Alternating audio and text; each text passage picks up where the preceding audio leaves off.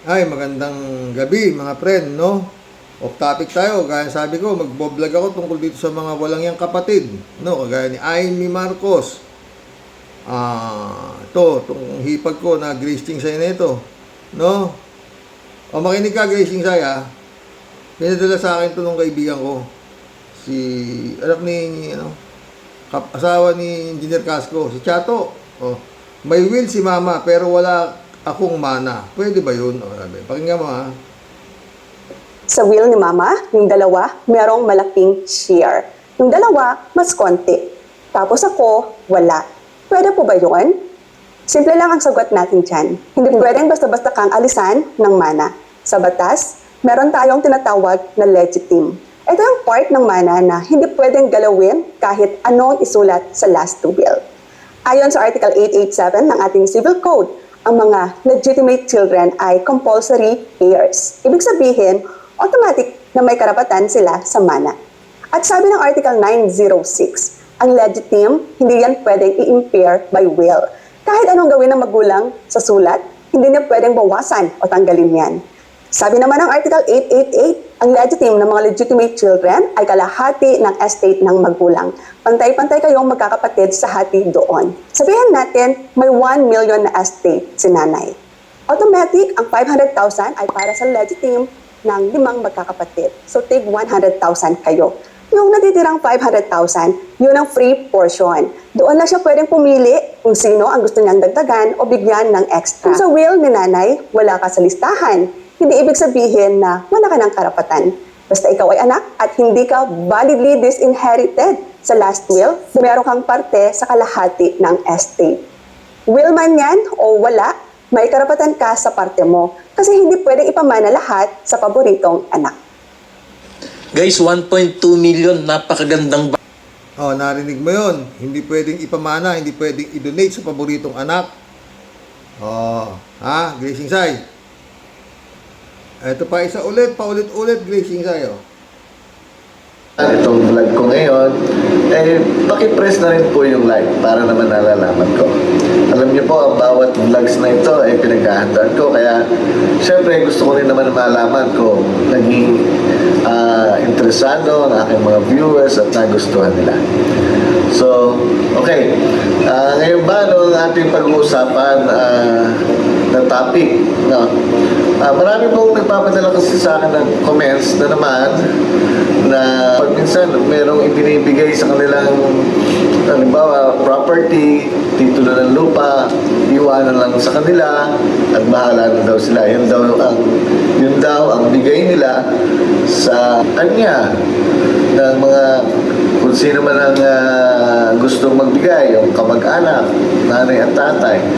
Pero hindi niya mailipat sa pangalan nila dahil wala, iniwanan lang yung titulo, iniwanan lang yung ORC at hindi nagawa ng anumang dokumento. So, ito, bibigyan ko kayo ng mga yung documents o yung mode of conveyance na kailangan para mailipat sa inyo ang titulo ng lupa o RCR ng sasakyan. Okay, una, dapat meron tayong tinatawag na deed of donation. Usually, yun ang ginagamit. Ang mga magulang magbibigay na ng lupa sa mga anak. Ang mode of conveyance ay deed of donation. Ang donor doon ay yung parents at yung donee ay yung pagbibigyan o yung anak. So, yan ay gagawa ng isang deed of donation. Pupunta kayo sa isang lawyer, notary public. Paghahanda kayo ng tinatawag na deed of donation at pipirmahan ng donor at ng donee. Medyo marami lang detalye tungkol dyan sa donation na hindi ko na i-discuss, pero ang mahalaga dyan ay unang-una merong acceptance ang donee o yung pinagbigyan Pangalawa, yung nagbigay ay hindi dapat mawawalan yung, kung halimbawa mga anak niya ay tatlo, sa isa lang niya i-donate yung property, mawawalan ng mana yung dalawa, hindi yun pwede. Opo, yan ang isa sa general rule dyan sa donation. At pangalawa, dapat merong matitira para sa kanila kapag nag-donate ka. So, yan ang mahalagang mga detalye tungkol dyan sa donation. At ang isa pa ay yung sinasabi nilang ang donation ay kung merong condition ay dapat ma-fulfill o magawa ng donee bago mapasa kanya yung property. So, tandaan po natin yan. Kung halimbawa may binigay kayong property sa inyong mahal sa buhay, dapat merong mode. At ang mode ay yung deed of donation.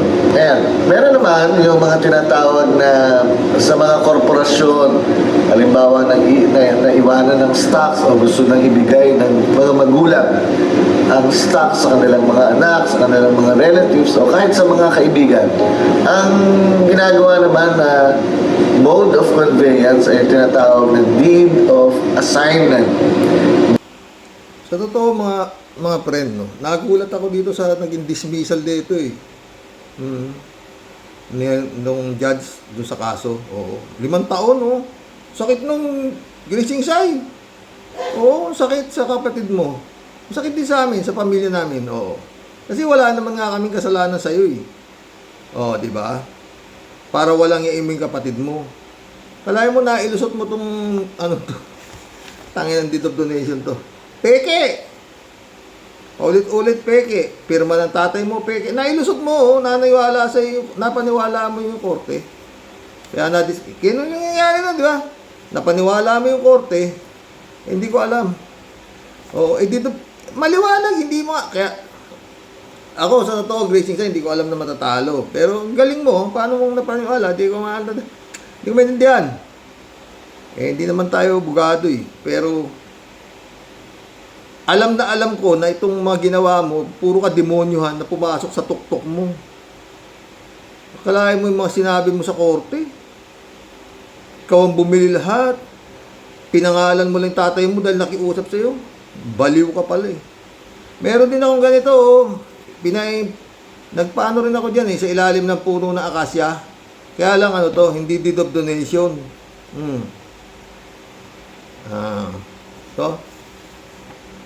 Affidavit of actual occupancy. Yan ang pega to. December 31. Rigos,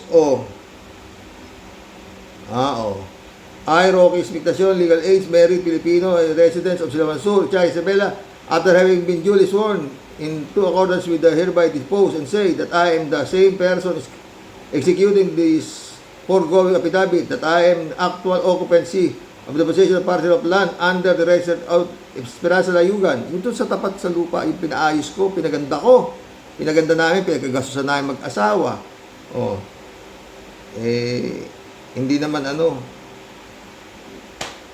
hindi ko na inilaban dahil nga ang kausap ko dito, hindi naman yung may-ari. Sabi nitong abogado na si Mustoles, na wag mo na ilaban yan, pre, wala kang ano dyan. Oo. Yan Diyan din sa ilalim ng puno ng akasya ko ito pinagawa. Meron. Yan. Ang pinagtataka ko dito, hindi naman pala pwedeng magnotaryo itong si Rigos dito sa Tiagi. Kung bakit? Along the highway pa, Ay, nako. Pero ang una dito, nung makita ni Judge to, property dispute. Yung agad ang banat ni Judge eh. Kaya umasa ako na alam ni Judge na hindi po pwedeng gawin yan. Kasi away-away nga yan sa property. Kaya sabi ng Judge, mag-usap-usap lang kayo. Nag-set siya ng mediation, ganun, 2 beses pa nga. Gusto ng Judge maayos eh. Oo. Gusto niyang maayos. Kasi alam niya namang hindi po pwede. Kung bakit po pwede, bandang huli. Hindi ko maintindihan, no? Oo. Pero anyway, nandiyan na yan eh. nagdesisyon ka na dinismiss mo eh. Oo. Maski na ang dokumento, falsifikado. No? Lalo itong dinonate kay Crisnel Ching sa'yo, utang, wala kang mabasang letra. Ang ginawa lang rason nitong hipag kung may sayad sa utak, ito, nanginginig daw yung tatay niya. Patay, talagang magulo. Magulo talaga ito lahat, oh. Ito, pirma ng tatay mo, oh. Talagang ikaw lang naman ang nakakaalam ito, Grace Chingsay. Nawi na lang niya mo yung kapatid mo. Oo. Wala namang kasalanan sa'yo. Oo. Pwedeng nanalo ka nga, pero maski paano nakaapila, pero yung tatagal na naman ng matagal na panahon. Taon na naman siguro bibilangin itong apila na ito sa Court of Appeal. O, kaya kawawa na naman yung kapatid mo. Tatandaan mo, pag ang kapatid mo may nangyari, dahil kung minsan hindi ko gusto galaw. Sa totoo lang Grace Chingsay, sinasabi ko sa'yo. Sa mga tagay-tiyagi na sana makarating ko sa iyo. Parating nyo dyan kung kilala niyo yung gago na yan, no? Grace Chingsay, ha? Wala akong ginawa sa inyong masama, lalo sa'yo. Paulit-ulit. No? Hanggang kaya. Wala naman kaming hindi sa'yo eh, di ba? Nung nag-uumpisa ka pa lang, hinihiram mo pa nga yung sasakyan namin eh. Oh. Tsaka hindi ako, binasa ko pa ulit eh, oh. Itong ginawa mong mga nakalagay dyan na sinasabi mo na ako ang may interest. Natural, mag-interest ako, tanga ka pala eh. Asawa ko itong winawalang yamo eh. Alam ka namang, hindi ko siya pagmalasakitan. Lalagay mo pa dyan na ako nagsusugal. Anong connection nun? Sa ano, ewan ko, di ko maintindihan. Hindi ko nagsusugal. Kung hindi ako nagsugal, may mauutang ba yung tatay mo nung panahon na walang-wala kayo, pumupunta kayo sa Maynila yung tatay mo para mangutang sa kapatid mo? Ha? Lumaki na akong nagsusugal. Sugal ang nagpaaral sa akin. Ngungubra ako ng karera. Pero hindi ako bobo pagdating sa sugal. Oo, hindi. Bisyo. Hindi ako kagaya niya kapatid mo na tatanga-tanga. Naging alipin ng babae. Ginago yung pamilya niya. Binahay pa. Inanakan pa. Grace Chingsay. Hindi ako ganun. Alam ko kung ano. Nakita mo yung mga anak ko? 4 na lalaki. Hindi pwede sa kanila magsugal. Kasi sabi ko sa kanila, yan ang pinagbabawal ko. Kasi baka hindi niyo kaya. Kasi nga, may mga sugarol na nananalo na, ayaw pang umuwi. Ako, kontrolado ko sarili ko. Kaya nga hininto ko na ngayon dahil hindi ko nakursunada ang laro. Hininto ko. Ganun lang kadali. Mahirap nang manalo. Kasi nga nasa internet na kung ano, hindi na magandang sabong para sa akin. Kaya hinintuan ko. Ganun ako. Hindi ako kagaya nung asawa mo, yung kapatid mo na sugapa sa babae. Nung babae ako, noon, tanda na tayo eh. No? Pero, pampalipas oras ko lang noon. Hindi yung come to the point na iwanan ko yung pamilya ko, nag-anak ako sa labas. Walang ganun. May utak ako, hindi ako kagaya ng kuya mo na dinudyos mo, tanga. Yan, namatay na, nakakarma yata. Wala. Grace Chingsay, umayos ka. Di pa uli sa'yo lahat. Gago talaga to. Ano ang kasalanan sa inyo? Paulit-ulit ako Magbigay ka ng isang kasalanan sa kanya, sa'yo, nitong kapatid mo. Pati ako na. Anong kasalanan ko sa'yo? Isa lang. Iyon na lahat yan. Tsaka ito. Alam mo tong ginawa mo, nakawalang yaan. Pinatatawag ka nga sa barangay, hindi ka lumapupunta 3 beses ka pinatawag kayo lahat sa barangay. Sana sa itong mga kasong ganito, pambarangay lang yan kung tutuusin eh. Oh. Mapapag-usapan yan sa barangay. Oh.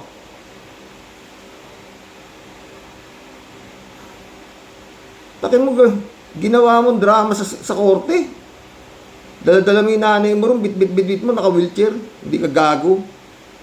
Kapal ng mukha mo. Pinagsinungaling mo pa yung nanay mo ron. Ikaw ang nagninegosyo. Tangina. Tagal mo sa boning, clerk ka lang eh.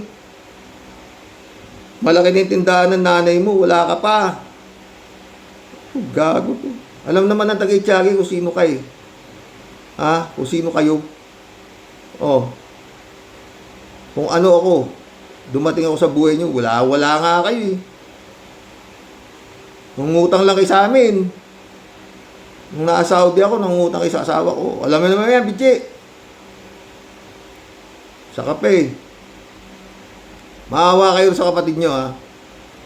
Oh, may sakit na, winawalang yan nyo pa. Mga putang ina nyo. Gago to magkapatid na to. Titis-tigo ka pa sa korte, gago.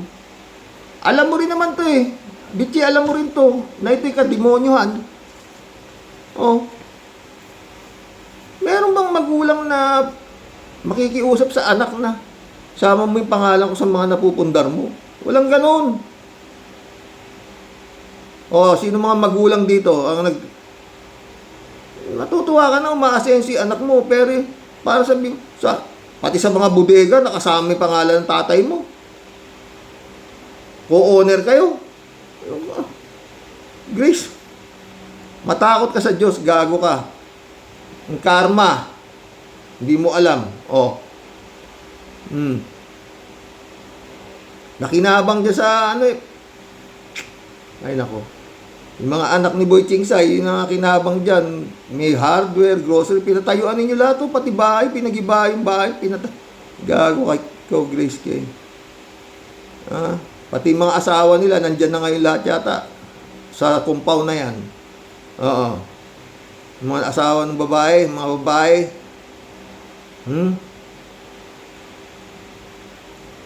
Pati yung pansyon ng tatay mo, sinuwapang mo pa, susi, pinakuha ko yung susi.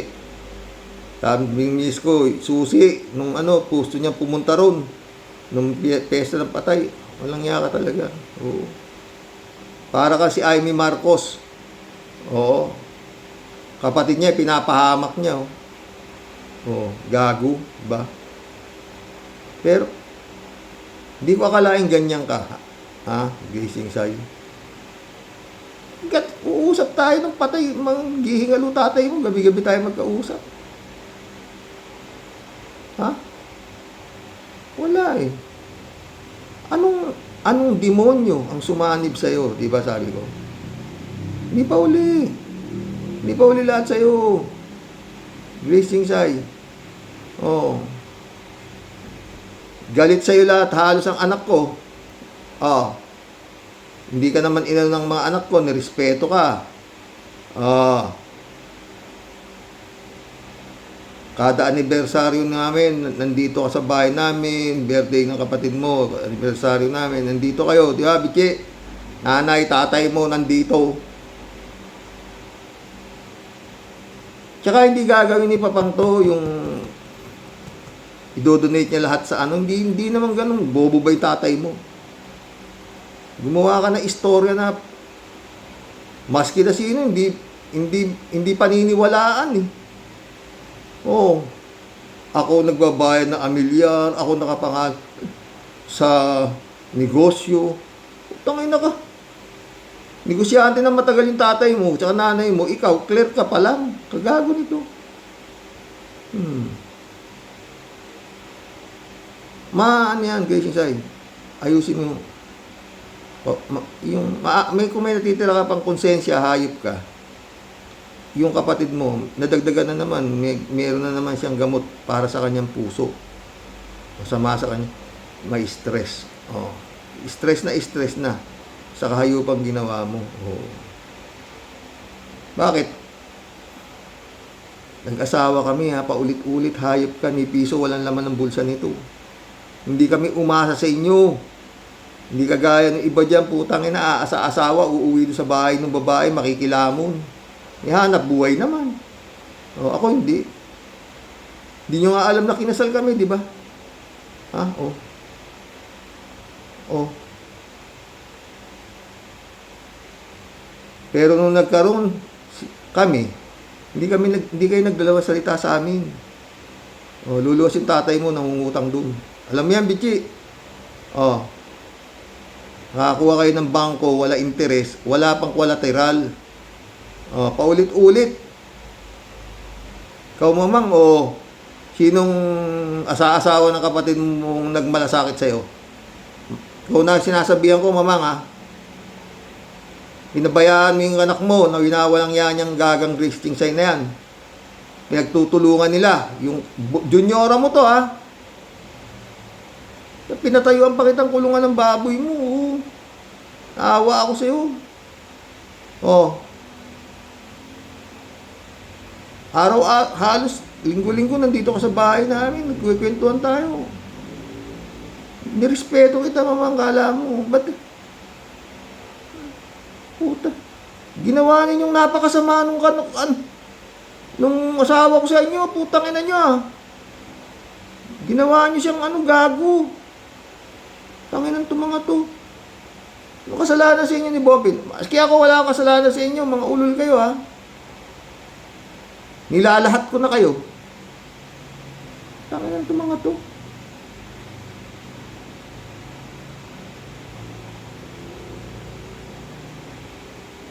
Paulit-ulit.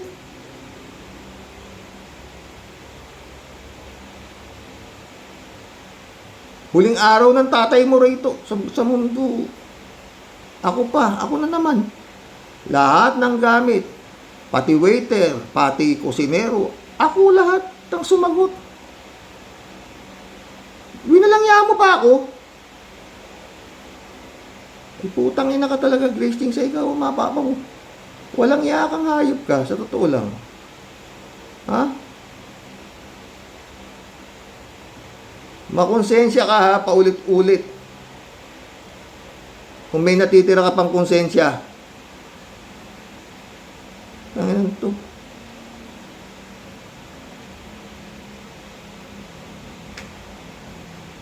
Ewan ko sa'yo. Kung anong demonyo ang lumulukob pa sa'yo hanggang sa ngayon. Hindi ko ang simpleng kaso para na-dismiss, no? Hindi ko. Property dispute, ang liwanag, katakot-takot ang property ng magulang mo. Na i-donate lang sa'yo, mag-isa. Hindi nga pwede. Oh, wala na dapat. Hindi pwede yun. Oh. Ewan ko sa kay Judge, siguro nagbase yung Judge sa sa naging mga testimonya mo na ikaw ang bumili lahat. Sa totoo, kung totoo, bagay, ginawa naman ng Judge lahat ng pagagawa niya nung una, na talagang tinatry niya na mag-usap-usap na lang kayo magkakapatid. Payag naman yung dalawang abogado. Abogado mo, saka abogado ko, na ayusin na lang to dahil talagang hindi nga ito po pwede. Na i-donate lahat sa isang anak. Lalo ka na, ang kapal na mukha mo, utak ina mo ka. Sa totoo lang. Sa'yo na nga yung kalahati. Gusto mo pa swapangin mo yung buo.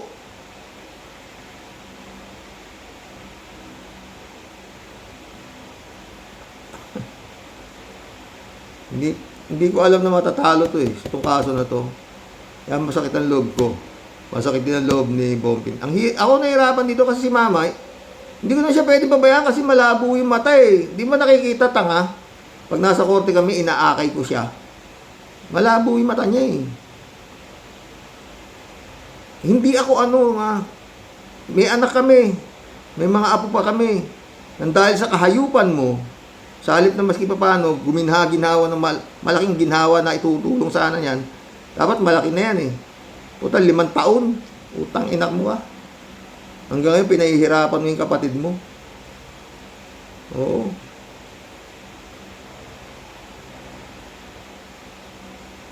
Ay, nako, Gracing Sai.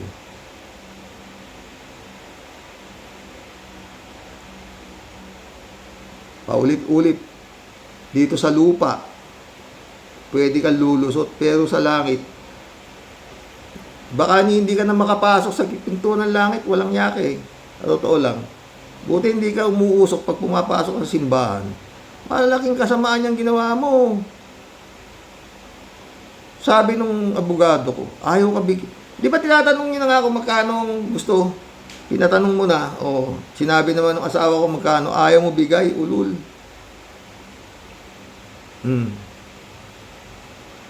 At huwag mo akong ginagawang dahilan, pwede mo naman sa kanya ibigay lang eh. Ala, pakialam ko. Bigay mo sa kanya, hindi ako dyan. Huwag mo sinasabing gago. Gumagawa ka pa ng rason eh.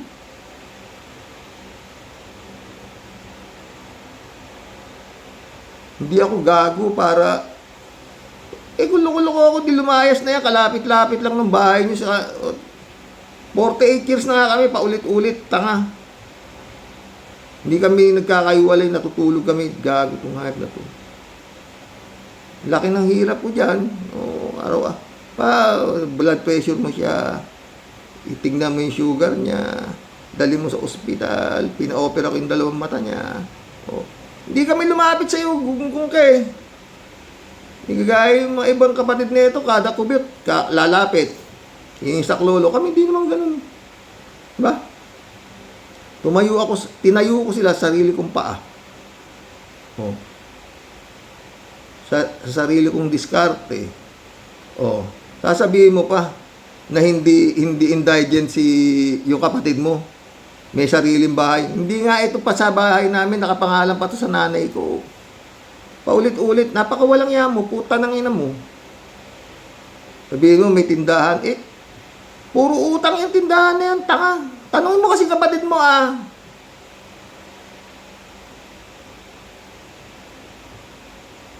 Tangin na ka, Grace Ching sa ikaw. Saan makarating sa ito? Kayong dalawa ni Bitchy, partner in crime kayo. Itong Bitchy na to. Ninang ka pa nung anak ko, isid.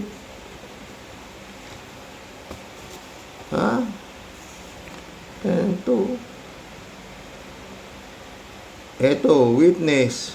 Ito yung binigay mo dito kay kukupal na si Crisnel, Catherine, Tomas Chingsay, witness.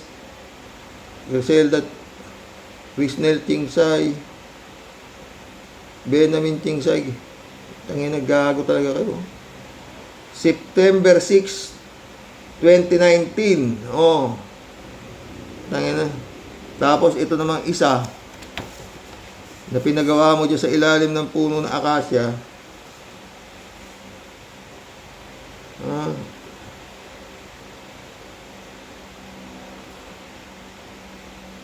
June 27, 2019.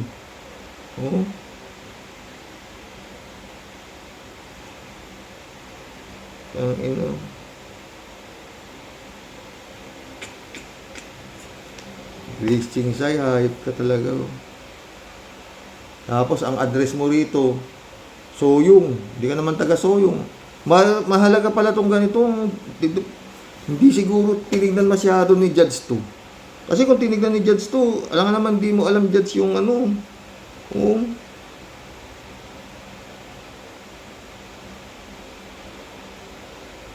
in witness were of Tiagi Isabela, hindi na pwede magnotaryo dito yan.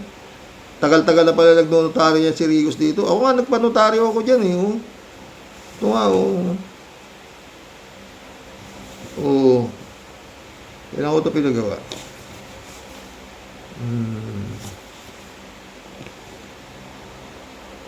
20 rin to. December 31, 2020 naman to. Si Rigos din to. Hindi pa nakita yung mukha ni Rigos. Kawawa yung kapatid mo, Grace Insay. Naaawa na ako, sa totoo lang.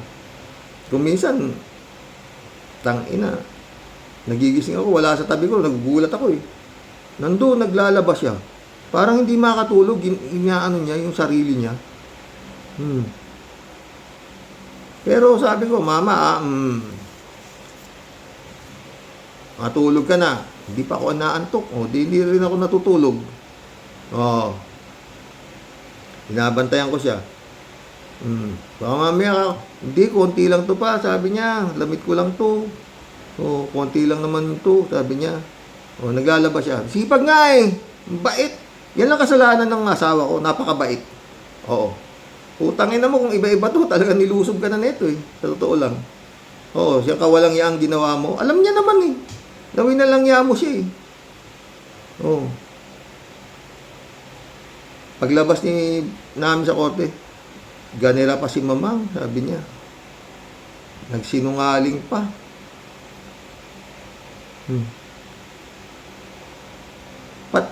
Pati nanay niya, mabait talaga eh. Sobrang bait itong asawa ko, mga boss. Sa totoo lang.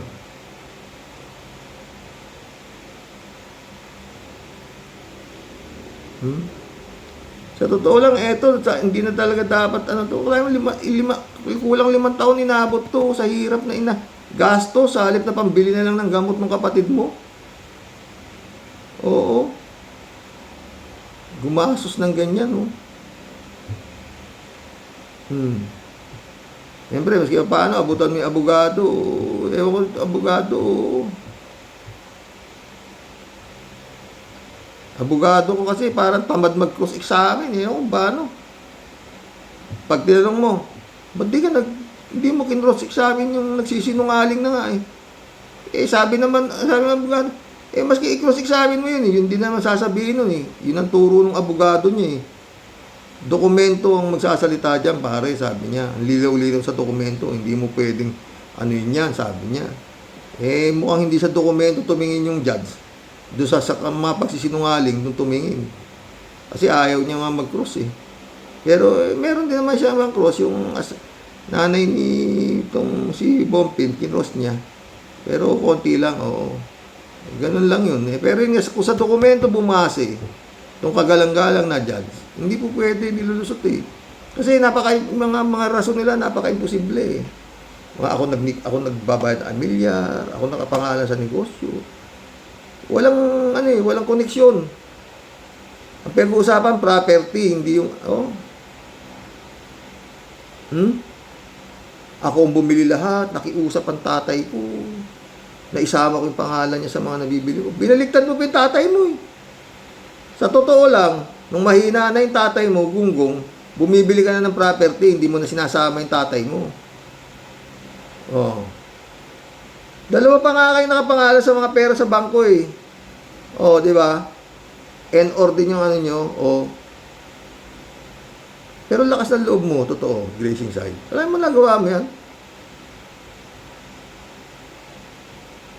Binrainwash mo yung nanay mo, ginawa mong tanga yung tatay mo, ipinirma mo yung pangalan niya,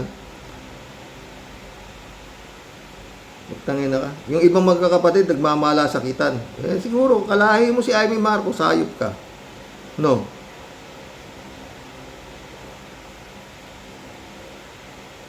Kapatid niya, si Amy, si Amy Marcos, kapatid niya, dinihulog niya, Ikaw naman, tinulungan ka na ng kapatid, nangihiram ka na sa kapatid mo nung araw, ngayon putang ina, winalang niya mo.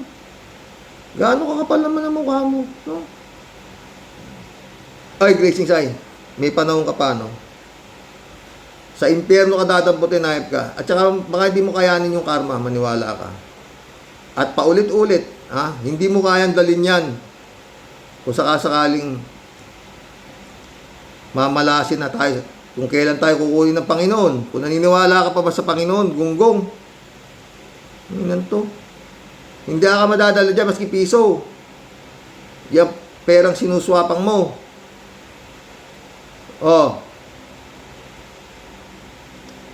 Gusto mo ba yan? Magkakasakit yung nanay mo.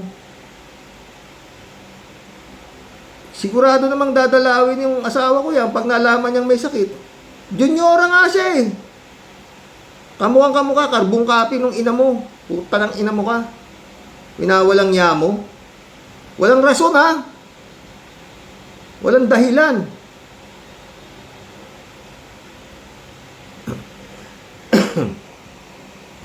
Paulit-ulit ako, di ba?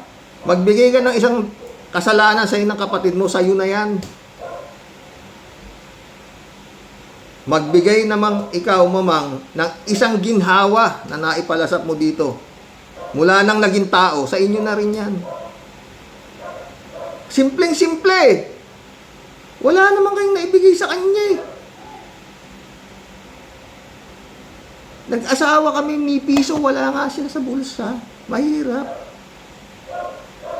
Oh. Mahal ko nga eh. Oh. At nung kami nagkaroon, paulit-ulit, putang ina mo ka. Naging utangan nyo kami ng walang interes, walang collateral. Walang kagatol-gatol. Nung nalaman ko, nandun ako sa Saudi, pumisip pa pang, bigay mo, bigyan mo, wala kang gasto sa bahay namin. Kung anong nandiyan, bigyan mo. Walang hindi. Alam mo yan, Bitchi, nandun ka sa bahay namin eh. Ay, nako. Mahiya kayo. Maski sa sarili nyo lang, mahiya kayo. Tanungin nyo, sumagsalamin kayo kung tama ginagawa nyo kahayupan. Kayo magkapatid. Oh. Tangin ang bait ko sa inyo.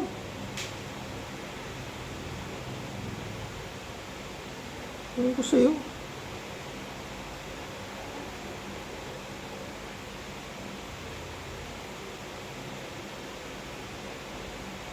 Tangin ng mga to. Ay, nako. Panginoon, dinadasal pa kita sa Diyos na sana magliwanag yung utak mo. Kayong dalawang magkapatid, no? Maliwanagan kayo.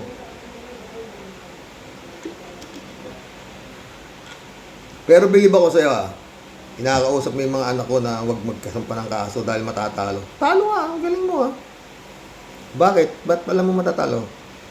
Hawak mo ba yung korte na Itiyage? Malakas ka ba sa korte? Kasi kinakausap mo sila, 4 yung anak ko, kinausap mo lahat Oo. Napagtutulungan niyo. Pero hindi lang yung asawa ko ang nagdano, yung epe, punta rito yung epe. Yung bunso, punta rito. Kawawa yung epe, nagta-tricycle driver, putang ina mo ka, pag may nangyari doon, kasalanan mo yan. Pag na-aksidente si epe, ganyan, huwag naman sanang paintulot ng Diyos, kasalanan mo na naman yan. Oo. Pwede mo naman turuan dyan, oo. Hindi i-guide mo yung kapatid mo. Diniklara mo na may diferensya sa pag-iisip. Mukhang mas nagdiferensya ka pa sa utak, hayop ka Oo, sa totoo lang. Pinagpala mo yung ibang tao. Yung mga asa-asawa niyang anak ni Boy Tingsay, pinagpala mo sila. Yung kapatid mo, tiniis mo, gunggong.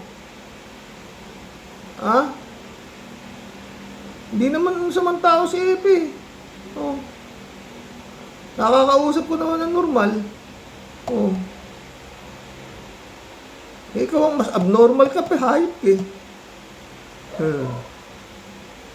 Sige, Grace Tingsay, magpapasko, malapit na, Umalis ka na riyan sa demonyong lumulukob sa'yo. Ulit-ulit. Pumunta ka sa simbahan, kumuha ka ng holy water. Inumin mo sa gabi. Baka hindi ka natatabla ng bendisyon lang yak O kaya, bago ka kumuha ka ng pambindisyon o bibindisyonan mo yung pinampapaligo mong tubig. Grace Tingsay. Hindi ko alam na kaya mong gawin yan, sa totoo lang. Mga boss, sa mga kaibigan ko na subscriber ko. Maputing babae ito, itong Grace Tingsay na to. Maayos ang utak na ito, ewan ko paano pinasok ng demonyo to. Simba naman na simba. Babasa pa ng Biblia. Alam mo sa sarili mo na itong mga pinagawa mong dokumento, falsipikado. Oh. Winalang niya mo yung pirma ng tatay mo para lang mapaboran si Boy Chingsay at saka si Crisnel. Putang pinakain sa inyo, putang ina mga yan. Wala naman na. May tulong ba sa si Crisnel? Ah? Tanginan to. Sige na, matagal na. Marami na ako nasabi. Nahihingi ako na rin sa mahal loob ko. Di ba mga boss? Oo. Pero yun nga, guys, yung mga ka-warriors, mga subscriber ko na mga talagang malapit sa akin, dinadasal din nila na ikaw, hipuin ng Panginoon Diyos yung ulo mo at nang magnormal ka na. Ha? Madaling kausap si mama. Mag-usap kayo. Oo. Mag-usap kayo. Wag kang umalis ka na riyan sa demonyong lumulukob sa iyo para ka na exorcist, buwang ka na. Baliw ka na para kasi si Amy Marcos. Oh, hindi ko alam kung anong kinagalit mo sa kanya, puta ng ina mo ka. Wala ka namang nung walang-wala ka pa, sisimula ka lang namimili, hindi ka naman niya tinatanggihan. Pag lumalapit ka sa kanya, hiramin mo yung elf niya. O, dadating ko sa bahay, yung sasakyan. Wala, hiniram ni Manang Grace. O, wala na akong nasabi. O, pinangahakot niya ng mais. O. Sige, baka huling vlog ko na to, Grace Chingsay. Oo. Mag-iintay na naman kami siguro taon. Matagal na naman. Ayon sa abogado. Yung tag ito. Yung appeal na yan sa Court of Appeal, matagal na naman. Sabi ko, kung hindi kami papalarin, si mama, medyo hindi ko na nga pero alaga ko siya, tang ina mo, kala mo. Hindi ko siya pinababayaan. Pinabayaan ko to, patay na to eh. Gamot lang bumubuhay dito. Naka-insulin dependent siya. Kaya naka-monitor yung sugar niya, BP niya, lahat. Oh, kumpleto kami rito. Hindi ko na kailangan pumunta pa para pa-check up siya, hindi. Mani ba na kung ibang daing niya, talagang dadaling ko siya sa espesyalista. Kagaya sa mata, dinala ko siya. Magaling yung mga nag-opera sa mata niya, kaya maayos na. Tsaka yung vitamin niya. Maintenance na nga lang yung buang tumubuhay na lang din sa kapatid mo, buwang. Gamot. Winawalang niya mo pa, putang ina mo ka. Magandang gabi sa'yo. Buwang. Grace Chingsay.